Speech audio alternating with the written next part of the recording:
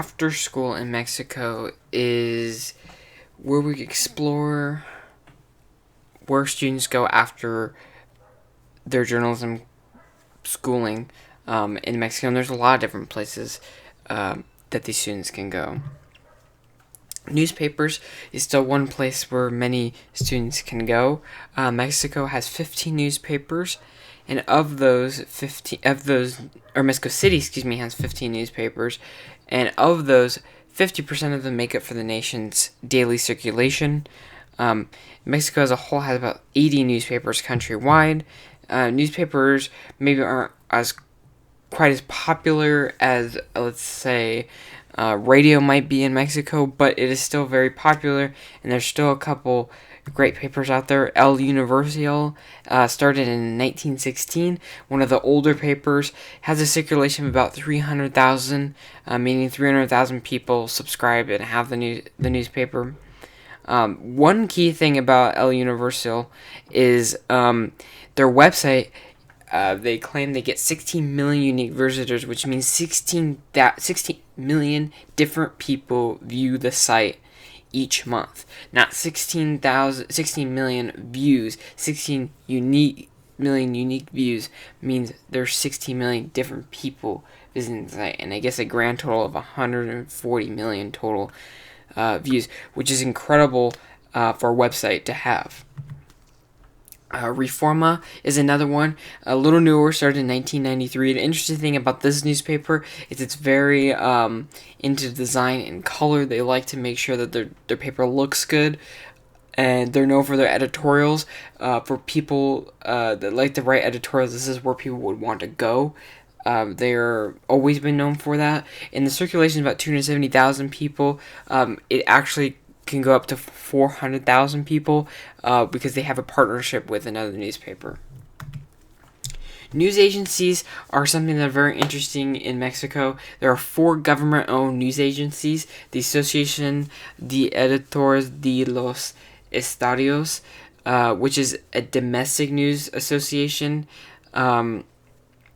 You've got the Multimedios Estrellas de Oro.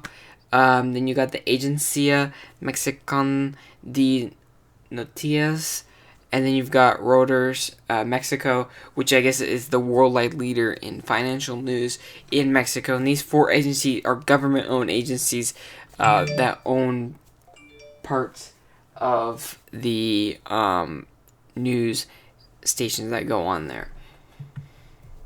One of the big ones is Azteca Uno. Azteca has gone through a couple name changes. It used to be called Azteca 13, and they're known for their channel 13. It was founded in 1968. They are primarily known for telenovelas, news, and entertainment. Entertainment is their huge thing. You visit their website, that's the first thing you'll notice, but they're also very big on news as well, of course.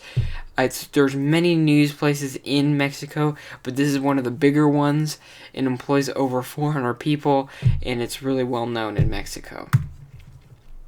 Radio is something that many people in Mexico love because there's so much access people can get from it compared to television. More than 30 million radios in Mexico are receiving a broadcast, and 865 of those are AM stations, 500 FM stations, which is a huge amount. It's really huge for that country. Most people can get radio.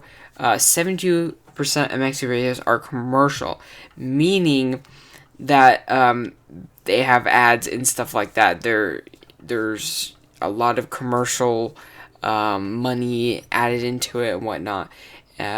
One interesting thing I found was public radio, which is somewhat popular in the United States, but way more popular in Mexico.